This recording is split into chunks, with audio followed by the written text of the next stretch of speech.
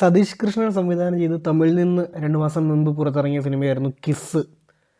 കവിനാണ് ഈ സിനിമയിലെ നായകനായിട്ട് അഭിനയിച്ചിട്ടുള്ളത്. പ്രീതി അസറാനിയാണ് നായിക. ഇവർ രണ്ടുപേരുമാണ് സെൻട്രൽ ക്യാരക്ടേഴ്സായിട്ട് വരുന്നത്. കൂടാതെ നമുക്ക് സുപരിചിതമായിട്ടുള്ള കുറച്ച് മുഖങ്ങൾ ഈ സിനിമയിലുണ്ട്. ഇപ്പം VTV ഗണേശനെ പോലുള്ള കുറച്ച് പേരൊക്കെ ഈ സിനിമയിൽ അഭിനയിച്ചിട്ടുണ്ട്.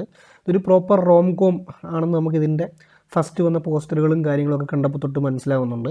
പക്ഷേ ലാസ്റ്റ് വന്ന ട്രെയിലർ കണ്ടപ്പോൾ നമുക്ക് മനസ്സിലായി ഇതിൽ സാധാ ഒരു റോം കോം അല്ല, ഇതിലൊരു ഫാൻറ്റസി ജോണറും ഉണ്ട്. ഇപ്പോൾ നമ്മൾ ഇറങ്ങാൻ പോകുന്ന പ്രദീപിൻ്റെ LIK എന്ന് പറഞ്ഞ സിനിമ ഒരു ടൈം ട്രാവൽ റോം കോം ആണെങ്കിൽ ഇതും ആ ഒരു ലെവലാണ്. പക്ഷേ ടൈം ട്രാവൽ അല്ല, ഒരു ഫാൻറ്റസി എലമെൻറ്റ് ഇതിലുണ്ട്. അതായത് ആരെങ്കിലും കിസ് ചെയ്യുന്നത് കാണുമ്പോൾ നമ്മുടെ നായകന് അവരുടെ റിലേഷനിലെ ഫ്യൂച്ചർ തിരിച്ചറിയാൻ സാധിക്കുന്നു, എന്താണെന്നുള്ളത് ഫ്യൂച്ചറിൽ ഉണ്ടാകുന്നത് എന്താണെന്ന് സാധിക്കുന്നു. അങ്ങനെ അവസാനം നമ്മുടെ നായകന് തന്നെ പുള്ളിയുടെ ഫ്യൂച്ചർ മനസ്സിലാക്കാൻ പറ്റിയാലോ. അത് ഇപ്പം എന്തെങ്കിലും ഒരു ട്രാജഡിയോ അല്ലെങ്കിൽ അങ്ങനത്തെ എന്തെങ്കിലും സാധനമാണെങ്കിൽ അതിൽ നിന്ന് എങ്ങനെ പുള്ളി തിരിച്ച് കൊണ്ടുവരും, അതിനെ കൊണ്ടുവരുമോ ഇല്ലയോ എന്നുള്ളതാണ് ഈ സിനിമയുടെ ഇതിവൃത്തം എന്നുള്ളത് നമുക്കിതിൻ്റെ ട്രെയിലറൊക്കെ കാണുമ്പോൾ മനസ്സിലാവും. അത് തന്നെയാണ് ഇതിൻ്റെ സിനോപ്സിസ് എന്നുള്ളത്, ഒരു മേജർ സിനോപ്സിസ്. ഞാൻ കഥ പറഞ്ഞതല്ല, ഇത്രയും തന്നെ ഞാൻ സാധാരണ റിവ്യൂ പറയാത്തതാണ്. അത് പറഞ്ഞ കാരണം എന്താണെന്ന് വെച്ചാൽ ഇതിപ്പം തിയേറ്റർ കഴിഞ്ഞ് OTT ഇറങ്ങിയിട്ട് 1 മാസത്തിനടുത്ത് ആകാറായി, 2 ആഴ്ച 3 ആഴ്ചയായി.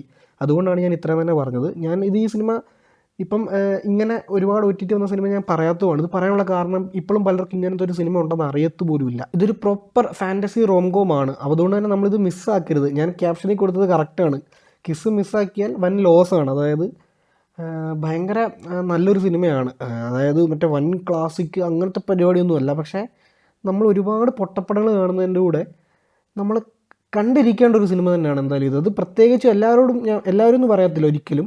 ഇപ്പോൾ നിങ്ങൾക്ക് ഓമൈക്കടവുളെ എന്ന് പറയുന്ന സിനിമ ഇഷ്ടമാണെങ്കിൽ ഉറപ്പായിട്ടും ഈ സിനിമ കാണാം. സെയിം പരിപാടിയാണ്, സെയിം ജോണറും കാര്യങ്ങളും സെയിം ട്രീറ്റ്മെൻറ്റും കാര്യങ്ങളും ഒക്കെയാണ്.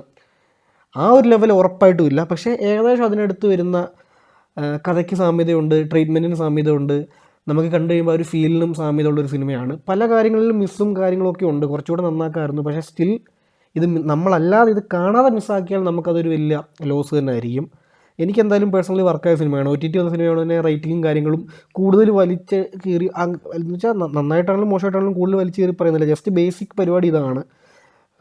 പ്ലോട്ട് ഞാൻ പറഞ്ഞു, ബേസിക്കായിട്ട് വന്ന അഭിപ്രായം പറഞ്ഞു. തിയേറ്ററിൽ അത്ര ശ്രദ്ധിക്കപ്പെടാതെ ഫ്ലോപ്പായ സിനിമയാണ്. പക്ഷേ ഉറപ്പായിട്ടും ഇതൊരു ആവറേജ് ടു ഹിറ്റ് കാറ്റഗറിയിലെങ്കിലും മിനിമം വരേണ്ട സിനിമ തന്നെയായിരുന്നു. എന്തായാലും ഫാമിലി ആയിട്ട് തന്നെ കാണാവുന്ന സിനിമയാണ്. പേര് മാത്രമേ അല്ലെ പോസ്റ്ററുകളിൽ മാത്രമേ ചീറ്റിങ്ങും കാര്യങ്ങളുള്ളൂ. പ്രോപ്പർ ഫാമിലി സിനിമ തന്നെയാണ്. പ്രോപ്പർ ഒരു റോംകോം ആ ഒരു പരിപാടിയാണ്. അതിലൊരു ഫാൻറ്റസി എലമെൻറ്റും ഉണ്ട്. അപ്പോൾ ഈ സിനിമ നിങ്ങൾ കണ്ടവരാണ് നിങ്ങളുടെ അഭിപ്രായം പറയൂ. കാണാത്തവരുണ്ടെങ്കിൽ C5 ഈ സിനിമ അവൈലബിൾ ആയിട്ടുള്ളത്. സ്ട്രേറ്റ് പോയി കണ്ടോളൂ, നിങ്ങൾക്ക് എന്തായാലും ഇഷ്ടപ്പെടും.